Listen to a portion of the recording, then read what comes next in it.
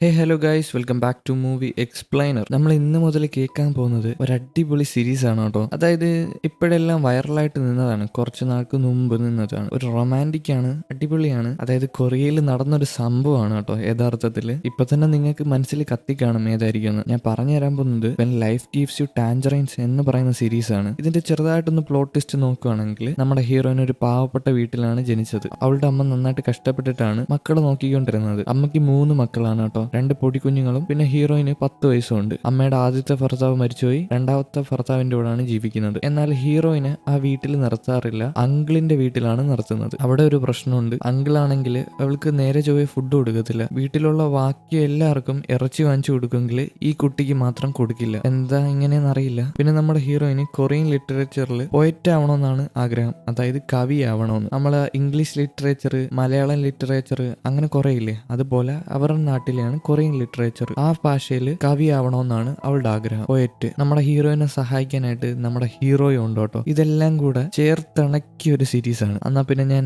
അധികം വൈകാതെ കഥയിലോട്ട് പോയാലോ. എപ്പിസോഡിന്റെ ആരംഭത്തിൽ കുറെ അധികം വയസ്സായിട്ടുള്ള മുത്തശ്ശിമാരെ ഒരു സ്ഥലത്ത് ഇരുത്തിയിരിക്കുകയാണ്. അത് മാത്രമല്ല, അവരുടെ കയ്യിൽ ഒരു പേപ്പർ കൊടുത്തിട്ട് അവരുടെ മനസ്സിൽ തോന്നുന്ന കാര്യങ്ങൾ അതിനകത്ത് എഴുതാൻ പറയുന്നുണ്ട്. ഓരോ മുത്തശ്ശന്മാരും അവർക്ക് മനസ്സിൽ തോന്നുന്ന കാര്യങ്ങളൊക്കെ എഴുതുവാണ്. ചില മുത്തശ്ശന്മാർ എഴുതുന്നുണ്ട് അവർക്ക് മുതുക് വേദനയാണ്, കാലുവേദനയാണ്, നടക്കാൻ വയ്യ, ചെറുമക്കള് കാണാൻ വരുന്നില്ല, മക്കള് വരുന്നില്ല എന്നൊക്കെയാണ് എഴുതുന്നത്. എന്നാൽ ഇവിടെ ഒരു മുത്തശ്ശി ഉണ്ട് കേട്ടോ. ആ മുത്തശ്ശിയാണെങ്കിൽ ഒന്നും എഴുതുന്നില്ല, ആ പേപ്പറിൽ വെറുതെ വരച്ച് കളിക്കുകയാണ്. മുത്തശ്ശി മനസ്സിൽ പറയുന്നുണ്ട്, എനിക്ക് 70 വയസ്സായിട്ടും 70 വയസ്സായ കണക്ക് എനിക്ക് തോന്നിയിട്ടില്ല, എന്ത് പെട്ടെന്നാണ് സമയം പോയതെന്ന്. ഇതിനുശേഷം മുത്തശ്ശിയാണെങ്കിൽ ഒരു കടൽ തീരത്ത് വന്നേക്കുകയാണ് കേട്ടോ. ഏകദേശം സന്ധ്യാസമയമാണ്. എന്നാൽ അടുത്തോട്ട് ചെല്ലുന്ന സമയത്ത് സന്ധ്യാസമയമൊക്കെ മാറി പകലാവുകയാണ്. ഞാൻ എന്താന്ന് പറഞ്ഞുതരാം. അപ്പൊ നോക്കുമ്പോഴാണെങ്കിൽ തൊട്ട് ഫ്രണ്ടിൽ ഒരാൾ നീന്തിക്കൊണ്ടിരിക്കുകയാണ് കേട്ടോ. ഈ മുത്തശ്ശിയാണെങ്കിൽ അമ്മ അമ്മ എന്ന് വിളിക്കുന്നുണ്ട്. അവിടെ സീനെല്ലാം മാറുകയാണ് കേട്ടോ. ഈ മുത്തശ്ശിയുടെ ചെറുപ്പകാലത്തിലോട്ട് പോവുകയാണ്. ഈ മുത്തശ്ശി ഒരു കുട്ടിയാണ്, അതായത് ഈ മുത്തശ്ശിയാണ് നമ്മുടെ ഹീറോയിൻ ആണെങ്കിൽ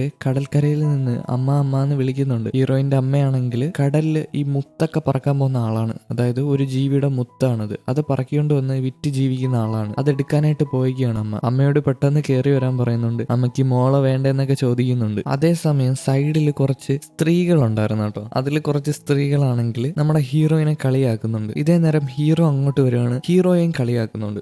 ഹീറോയിനെയും ഒരുമിച്ച് ചേർത്ത് വെച്ചിട്ട് അതും ഇതും പറഞ്ഞിട്ടാണ് കളിയാക്കുന്നത്. ഹീറോന്റെ അടുത്ത് പറയുന്നുണ്ട്, നീ ഇങ്ങനെ നടന്നോ, അവളെ ഏതെങ്കിലും മീൻകാരൻ കെട്ടിക്കൊണ്ട് പോകുമെന്ന്. പാവം പയ്യന്റെ അടുത്ത് എന്തൊക്കെയാ പറയുന്നതെന്ന് നോക്കിയാണ്. നമ്മുടെ ഹീറോയിനോട് ചെറിയൊരു ക്രഷ് ഉണ്ട് കേട്ടോ. എന്നാൽ ഹീറോയിന് വലിയ ഇഷ്ടമൊന്നുമല്ല അവന്. ഈ സ്ത്രീകൾ കളിയാക്കിയതിന്റെ ദേഷ്യം മൊത്തം ഹീറോന്റെ കയ്യിലിരുന്ന് ഒരു കൊട്ടയ്ക്കകത്ത് തീർക്കുകയാണ്. അത് അടിച്ച് ദൂരെ കളയുകയാണ്. എന്തായാലും ഹീറോയിന്റെ അമ്മ കടലിൽ പോയി അതും ഇതും പറക്കിയിട്ട് തിരിച്ചു വന്നിരിക്കുകയാണ്. തിരിച്ചു വരുന്ന സമയത്ത് അവിടെ ഇരിക്കുന്ന കുറെ ലേഡികളില്ലേ, അവർക്കാണ് ഇത് വിൽക്കുന്നത്. അവരുടെ കൊടുത്തിട്ടാണ് പൈസ വാങ്ങുന്നത്. എന്തായാലും അവിടെ വെച്ച് തന്നെ അതിലൊരു സ്ത്രീയായിട്ട് ഈ അമ്മ അടി ഉണ്ടാക്കുകയാണ്. അവിടുത്തെ ഒരു സ്ത്രീ പറയുകയാണ്, നിന്റെ ഭർത്താവ് എന്തൊരു അലസനാണ്, അവന്റെ കൂടെ കെട്ടിപ്പോയിട്ട് നിനക്ക് എന്തരാണ് ഉപയോഗമുള്ളത്. അങ്ങനെ ഓരോ കാര്യങ്ങളൊക്കെ പറയുന്ന സമയത്ത് നമ്മുടെ അമ്മയ്ക്ക് ദേഷ്യം വരുവാണ്. അമ്മ തിരിച്ച് ചൂടായിട്ട് ചോദിക്കുകയാണ്, നിന്റെ ഭർത്താവ് തളർന്നു കിടക്കില്ലേ, അവനെ കൊണ്ട് എന്താണ് നിനക്ക് ഉപയോഗം, നിനക്ക് അവനെ കളഞ്ഞിട്ട് പൊക്കിയൂടെ എന്നൊക്കെ അമ്മ തിരിച്ച് ചോദിക്കുകയാണ്. പിന്നെ അമ്മയ്ക്ക് ആ സ്ത്രീയോട് ഒരുപാട് ദേഷ്യം ഉണ്ട് കേട്ടോ. ആ സ്ത്രീയുടെ മുത്തുച്ചിപ്പി കൊണ്ടുവന്ന കുട്ടയുണ്ടല്ലോ, ആ ചിപ്പി കൊണ്ടുവന്ന കുട്ട കൊണ്ടുവന്നിട്ട് അവിടെ കൊണ്ട് കളയുകയാണ്. ആ ചിപ്പിയെല്ലാം തട്ടിക്കളയാണ്. അതിനുശേഷം അമ്മയുടെ കുട്ട എടുത്തുകൊണ്ട് അവിടെ നിന്ന് പോവുകയാണ്. കൂടെ ഹീറോയിനും ഉണ്ട്. എന്തായാലും ഹീറോയിനും അമ്മയും കടലിലൊക്കെ പോയിട്ട് വീട്ടിൽ തിരിച്ചു വന്നേക്കാണ്. ഹീറോയിൻ എന്തോ ചെടിക്കൊക്കെ വെള്ളം ഒഴിക്കുകയാണ് കേട്ടോ. എന്തോ ഒരു പാത്രത്തിൽ വെച്ചേക്കണ ഒരു ചെടിക്കൊക്കെ വെള്ളം ഒഴിക്കുന്നുണ്ട്. അതുപോലെ ഹീറോയിന്റെ അമ്മയാണെങ്കിൽ ഇന്ന് കഴിക്കാനുള്ള ഫുഡ് റെഡിയാക്കുകയാണ്. ഹീറോയിൻ പറയുന്നുണ്ട്, എനിക്ക് അങ്കിളിന്റെ വീട്ടിൽ പോകണ്ട, എനിക്ക് ഇവിടെ നിന്നാൽ മതി, എന്തെങ്കിലും വഴിയുണ്ടോന്ന്. എന്നാൽ അമ്മ സമ്മതിക്കുന്നില്ല കേട്ടോ. അമ്മ പറയാണ്, നീ അങ്കിളിന്റെ വീട്ടിൽ തന്നെ പോയാൽ മതിയെന്ന്. കാരണം വേറൊന്നുമല്ല, അമ്മയ്ക്ക് അവളെ കൂടെ നോക്കാനുള്ള ഒരു സാമ്പത്തിക സ്ഥിതി ഇല്ല. അവർക്ക് ഇപ്പൊ തന്നെ 3 മക്കളുണ്ട്. അതിൽ ഒരാൾ അങ്കിളിന്റെ വീട്ടിൽ നിർത്തിയിരിക്കുകയാണ്, 2 പൊടിക്കുഞ്ഞുങ്ങളാണ്. അവരെ നോക്കാനുള്ള സാമ്പത്തികം പോലും ഇവരുടെ ഇല്ല. പിന്നെ ഹീറോയിന് നല്ലൊരു എഡ്യൂക്കേഷൻ കിട്ടുമെന്ന് പറഞ്ഞിട്ടാണ് അങ്കിളിന്റെ വീട്ടിൽ കൊണ്ടാക്കിയിരിക്കുന്നത്. ഇതേ നേരം അങ്ങോട്ട് ഹീറോയിന്റെ അമ്മയുടെ 2ാം ഭർത്താവ് വരികയാണ്. എന്നിട്ട് ഹീറോയിനോട് ചോദിക്കുകയാണ്, ഇന്ന് ഇവിടെ നിന്ന് ഫുഡ് കഴിച്ചുകൂടെയെന്ന്. എന്നാൽ ഹീറോയിൻ സമ്മതിക്കുന്നില്ല കേട്ടോ. ഹീറോയിനോട് അമ്മ പറഞ്ഞ കാര്യമായോണ്ട് തന്നെ അവൾ അവിടെ നിന്ന് പിണങ്ങി പോവുകയാണ്. അവള് പോയ ശേഷം അമ്മ അവൾ ഒഴിച്ചില്ലേ വെള്ളം ഒഴിച്ച ആ പാത്രത്തിന്റെ അടിയിൽ ചെന്ന് നോക്കുകയാണ്. ആ പാത്രത്തിന്റെ അടിയിലാണെങ്കിൽ സിഗരറ്റ് നനഞ്ഞ് കിടക്കുകയാണ് കേട്ടോ. വേറൊന്നുമല്ല, അമ്മയുടെ സിഗരറ്റ് എല്ലാം കട്ടിട്ട് ആ പാത്രത്തിന്റെ അടിയിൽ കൊണ്ടുവച്ച് വെള്ളം ഒഴിക്കുകയുള്ളു. കാരണം വേറൊന്നുമല്ല, അമ്മ കുറെ നാൾ ജീവിക്കാൻ വേണ്ടിയിട്ടാണ്. അമ്മ ഇങ്ങനെ എപ്പോഴും സിഗരറ്റ് വലിച്ച് നടന്നാൽ ലങ്സ് കേടായിട്ട് മരിച്ചു പോകാനുള്ള സാധ്യത കൂടുതലാണ്. അതുകൊണ്ടാണ് അവൾ അങ്ങനെ ചെയ്യുന്നത്. ഇതിനുശേഷം രാത്രിയാവുകയാണ്. 2ാം അച്ഛനും അമ്മയും ആ വീട്ടിലുണ്ട് കേട്ടോ. അച്ഛന്റെ കയ്യിൽ എന്തോ ഒരു സാധനമുണ്ട്. അത് വേറൊന്നുമല്ല, ഒരു പേപ്പറാണ്. ആ പേപ്പറിൽ എന്താണെന്ന് മനസ്സിലായോ? നമ്മുടെ ഹീറോയിൻ ആണെങ്കിൽ, അതായത് പോയിറ്റ് ക്ലാസ്സിനകത്ത് കവിത എഴുതിയതിനകത്ത് സെക്കൻഡ് പ്രൈസ് കിട്ടിയിട്ടുണ്ട്. ആ എഴുതിയ കവിതയാണ് രണ്ടാനച്ഛന്റെ ഇരിക്കുന്നത്. അതും വായിച്ചുകൊണ്ട് അവിടെ ഇരിക്കുന്ന നേരം അമ്മ ഓരോ കാര്യങ്ങൾ പറഞ്ഞ് ദേഷ്യപ്പെടുന്നുണ്ട്. അവരുടെ സാമ്പത്തിക സ്ഥിതി ശരിയല്ലാത്തതുകൊണ്ടാണ് അത്രയധികം ദേഷ്യപ്പെടുന്നത്. അപ്പോൾ അച്ഛൻ ചോദിക്കുന്നുണ്ട്, രണ്ടാനച്ഛൻ ചോദിക്കുന്നുണ്ട്, ഹീറോയിനെ കൂടെ ഇവിടെ നിർത്തിക്കൂടെ, എന്തിനാണ് എഡ്യൂക്കേഷൻ എന്നും പറഞ്ഞ് അങ്കിളിന്റെ വീട്ടിൽ കൊണ്ടാക്കണത്, അവൾക്ക് ഇപ്പം അമ്മയുടെ സ്നേഹമാണ് ആവശ്യം, അല്ലാതെ എഡ്യൂക്കേഷൻ അല്ല. ഇത് കേൾക്കുന്ന സമയത്ത് അമ്മ പറയാണ്, അവൾ ഇവിടെ നിന്നാൽ ശരിയാവത്തില്ല, അവൾ എന്നെ പോലെ ഇനി കടലിൽ പോയി നീന്തേണ്ടി വരും, അതും ഇതും പറക്കി ജീവിക്കേണ്ടി വരും, അവൾ നന്നായിട്ട് പഠിച്ച് രക്ഷപ്പെട്ട് എങ്ങോട്ടേലും പോട്ട്. ഇത് പറയുന്ന നേരത്താണ് അമ്മ രണ്ടാനച്ഛൻ്റെ ആ പേപ്പർ കാണുന്നത് കേട്ടോ. ആ പേപ്പർ എടുത്ത് അമ്മ വായിക്കുകയാണ്. അമ്മയുടെ മുഖഭാവം എല്ലാം മാറുകയാണ് കേട്ടോ. എന്താ സംഭവം എന്നറിയില്ല, ഭയങ്കരമായിട്ട് ദേഷ്യമൊക്കെ വരുവാണ് മുഖത്ത്. ദേഷ്യവും വിഷമവും ഫ്രസ്ട്രേഷനും എല്ലാം വരുവാണ് മുഖത്ത്. ഇതിനുശേഷം അങ്കിളിന്റെ വീടാണ് കാണിക്കുന്നത്. അവിടെ 2 കുട്ടികളുണ്ട് കേട്ടോ. ആ കുട്ടികൾ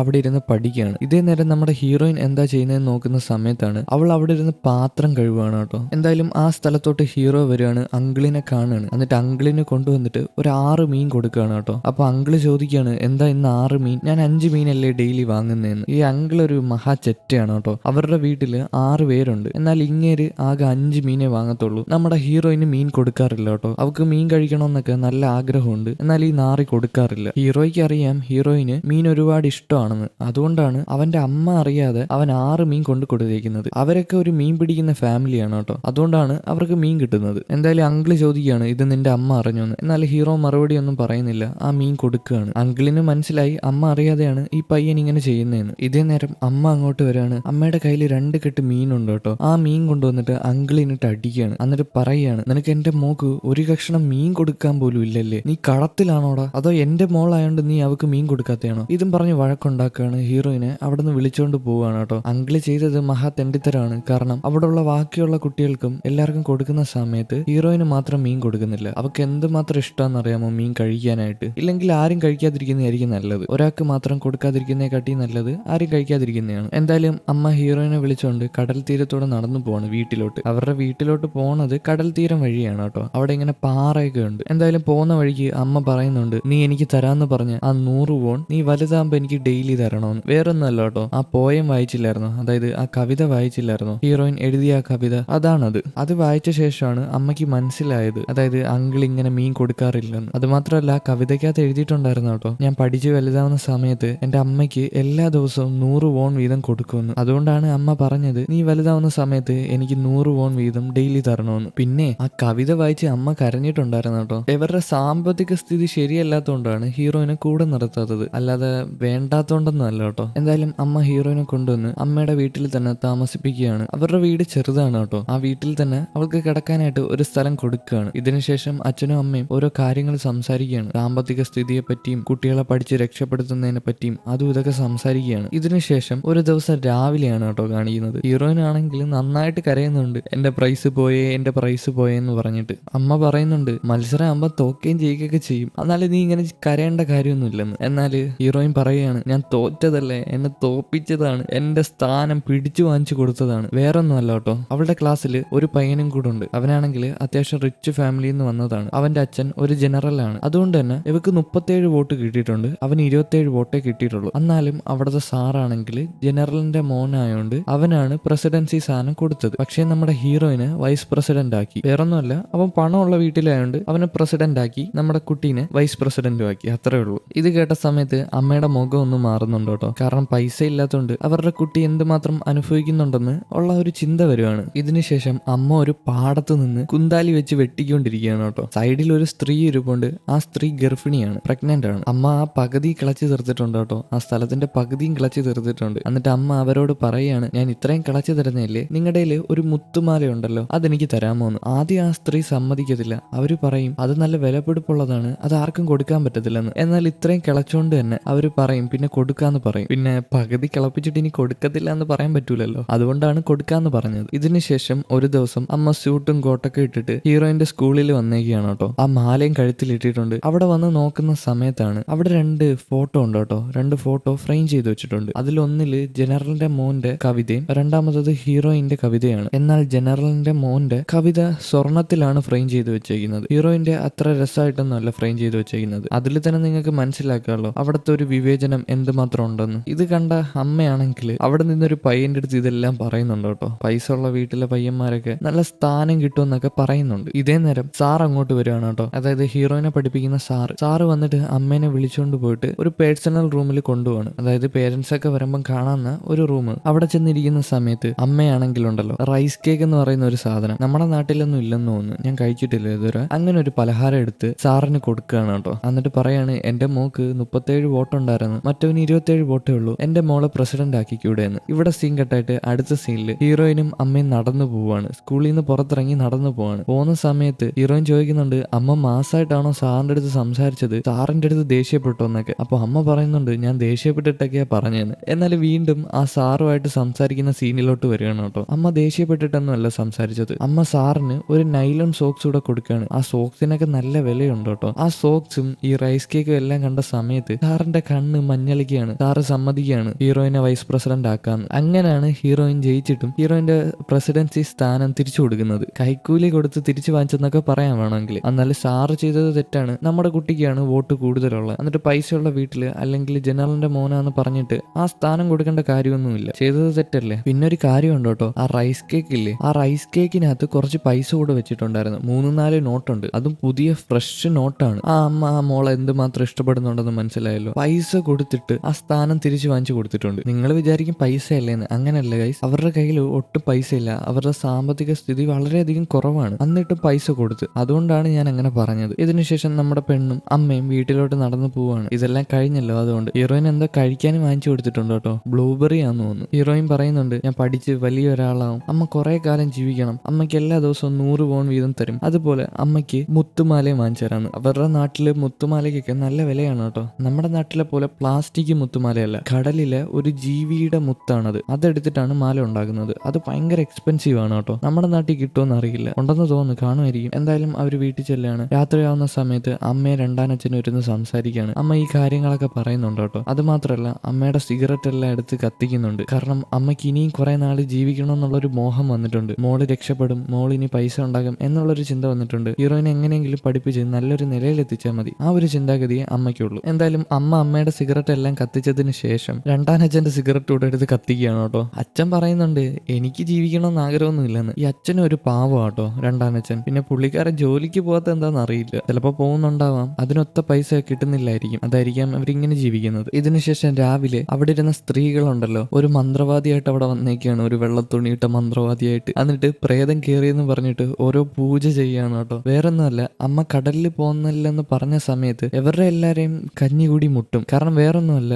അമ്മയ്ക്ക് മാത്രമേ കടലിൽ പോയി മുങ്ങി ആ മുത്തെടുത്തോണ്ട് വരാൻ അറിയാവൂ. ഇവരുടെ എല്ലാം വരുമാന മാർഗം അതാണ്. അതുകൊണ്ട് തന്നെ ആ സ്ത്രീകള് ഹീറോയിന്റെ അമ്മയായിട്ട് വഴക്കുണ്ടാക്കുന്നുണ്ട്, നിനക്ക് കടലിൽ പോയിക്കൂടെ, നീ എങ്ങനെ ജീവിക്കുമെന്ന്. അപ്പൊ അമ്മ പറയുന്നുണ്ട് എനിക്ക് ഇനിയും കുറെ കാലം ജീവിക്കണം, അതുകൊണ്ട് ഞാൻ ഇനി കടലിൽ പോകത്തില്ല, എന്റെ മക്കളെല്ലാം എനിക്ക് പഠിപ്പിച്ച് വലുതാക്കണമെന്ന്, അതുകൊണ്ട് കടലിൽ പോകത്തില്ല എന്ന് ഉറപ്പിച്ച് തന്നെ പറയുകയാണ്. പെട്ടെന്ന് ഹീറോയിൻ അങ്ങോട്ട് വരികയാണ്. അമ്മയ്ക്ക് കടലിൽ ഇട്ടുകൊണ്ട് ഒരു ഡ്രസ്സ് ഉണ്ട് കേട്ടോ, ആ ഡ്രസ്സ് എടുത്ത് തീയിലിടുകയാണ്. ഇത് കണ്ട നേരത്ത് ബാക്കിയുള്ള ആൾക്കാർക്ക് മനസ്സിലായി ആ ഡ്രസ്സ് ഇല്ലെങ്കിൽ ഇനി കടലിൽ പോകാൻ പറ്റത്തില്ലെന്ന്. എന്നിട്ട് ഹീറോയിൻ അവിടെ നിന്ന് നടന്നു പോവുകയാണ് കേട്ടോ. നേരെ ചെല്ലുന്നത് ഒരു കടൽ തീരത്താണ്. അവിടെ പോയിരുന്ന് പൊട്ടി പൊട്ടി കരയാണ്. എന്നിട്ട് കടലിനോട് ചോദിക്കുകയാണ് നിനക്ക് ആൾക്കാരെ വെറുതെ വിട്ടൂടെ, എന്തിനാണ് ആൾക്കാരെ കൊല്ലുന്നത്, എന്തിനാണ് എന്റെ അമ്മയെ ദ്രോഹിക്കുന്നത്, നമ്മൾ വേറെ എങ്ങനെയെങ്കിലും ജീവിച്ചോളാം, ഇനി എന്റെ അമ്മ ഇങ്ങോട്ട് വരത്തില്ല, എനിക്ക് നിന്നെ ഇഷ്ടമല്ല എന്നൊക്കെ പറഞ്ഞ് അവിടെ ഇരുന്ന് കരയുകയാണ്. ഇതേ നേരം പിറകെ നമ്മുടെ പയ്യനുണ്ട് കേട്ടോ, ഹീറോ ഉണ്ട്. ഹീറോയുടെ കയ്യിൽ എന്തോ ഒരു ഫുഡ് പാക്കറ്റ് ഉണ്ട്. ഹീറോ ആ ഫുഡ് കൊണ്ടുവന്ന് ഹീറോയിന് കൊടുക്കുകയാണ്. ഹീറോയിൻ കരഞ്ഞോണ്ട് അത് വാങ്ങിക്കുകയാണ്. എന്നിട്ട് മീനാണോ എന്ന് ചോദിക്കുകയാണ്. അപ്പൊ അവൻ പറയാണ് മീനല്ല, അത് ചിക്കൻ ആണെന്ന്. ഇതിനുശേഷം രണ്ടുപേരും ആ ചിക്കൻ ഇരുന്ന് കഴിക്കുകയാണ് കേട്ടോ. അതിന്റെ ഇടയിൽ തന്നെ അവർ ഓരോ കാര്യങ്ങൾ സംസാരിക്കുന്നുണ്ട്. ഹീറോയിൻ പറയുകയാണ് ഇനി നീ എനിക്ക് ചിക്കൻ അല്ല ഡെയിലി ബീഫ് വാങ്ങിച്ചാൽ പോലും ഞാൻ നിന്നെ കെട്ടില്ല. അപ്പൊ ഹീറോ പറയും എനിക്ക് നിന്നെ കെട്ടണമെന്ന് യാതൊരു താല്പര്യമില്ലെന്ന്. ഇത് കേട്ട സമയത്ത് ഹീറോയിൻ ആണെങ്കിൽ സൈഡിൽ ഒരു കല്ലുണ്ടായിരുന്നു കേട്ടോ. ആ കല്ലിനകത്ത് കൈ വെക്കുകയാണ്. നമ്മുടെ ഹീറോ പേടിച്ച് സൈഡിലോട്ട് മാറിയിരിക്കുകയാണ്. അതായത് ഹീറോയിന് ചെറുതായിട്ടൊരു ഇഷ്ടമുണ്ട്, പിന്നെ